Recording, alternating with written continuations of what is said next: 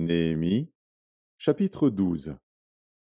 Voici les sacrificateurs et les Lévites qui revinrent avec Zorobabel, fils de Shealtiel, et avec Josué, Séraja, Jérémie, Esdras, Amaria, Maluc, Hatush, Shekania, Réhum, Mérémoth, Iddo, Guinétoi, Abija, Mijamin, Maadia, Bilga, Shemaéja, Jojarib, Jedaéja, Salu, Amok, Ilkija, Jedaéja.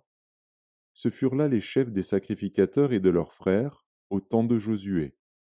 Lévites, Josué, Binui, Kadmiel, Chérébia, Juda, Matania, qui dirigeaient avec ses frères le chant des louanges. Bakbukia et Uni, qui remplissaient leurs fonctions auprès de leurs frères. Josué engendra Joachim, Joachim engendra Eliashib, Eliashib engendra Jojada, Jojada engendra Jonathan, et Jonathan engendra Jadua. Voici, au temps de Joachim, quels étaient les sacrificateurs, chefs de famille. Pour Séraja, Méraja, pour Jérémie, Hanania, pour Esdras, Meshulam, pour Amaria, Jokanan, pour Meluki, Jonathan, pour Shebania, Joseph, pour Harim, Adna, pour Merajot, Elkaï, pour Iddo, Zacharie, pour Guinéton, Meshulam, pour Abija, Zikri, pour Minjamin et Moadia, Piltaï, pour Bilga, Shamua, pour Shemaéja, Jonathan, pour Jojarib, Matnaï, pour Jedaéja, Uzi, pour Salaï, Kalaï, pour Amok, Héber, pour Ilkija, Achabia, pour Jedaéja, Nethanil. Au temps d'Eliashib, de Jojada, de Jokanan et de Jadua, les Lévites, chefs de famille, et les sacrificateurs furent inscrits sous le règne de Darius, le Perse. Les fils de Lévi, chefs de famille, furent inscrits dans le livre des Chroniques jusqu'au temps de Jokanan, fils d'Eliashib.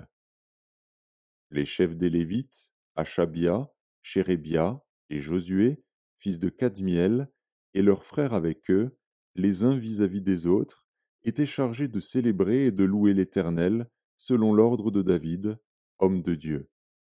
Matania, Bakbukia, Abdias, Meshulam, Talmon et Akub, portiers, faisaient la garde au seuil des portes. Ils vivaient au temps de Joachim, fils de Josué, fils de Jotsadak, et au temps de Néhémie, le gouverneur, et d'Esdras, le sacrificateur et le scribe.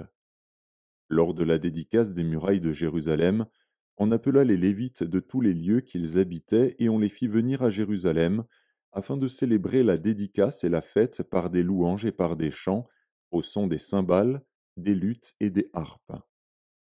Les fils des chantres se rassemblèrent des environs de Jérusalem, des villages des Nétophaciens, de Beth-Gilgal et du territoire de Géba et d'Azmavet, car les chantres s'étaient bâtis des villages aux alentours de Jérusalem.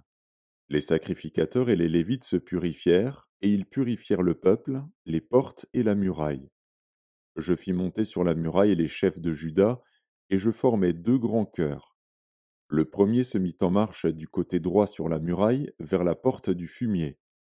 Derrière ce chœur marchaient Osée et la moitié des chefs de Juda, Azaria, Esdras, Meshulam, Juda, Benjamin, Shemaéja et Jérémie, des fils de sacrificateurs avec des trompettes, Zacharie, fils de Jonathan, fils de Shemaéja, fils de Matania, fils de Miché, fils de Zakur, fils d'Azaph, et ses frères, Shemaéja, Azaril, Milalaï, Gilalaï, Maaï, Nethanil, Juda et Hanani, avec les instruments de musique de David, homme de Dieu.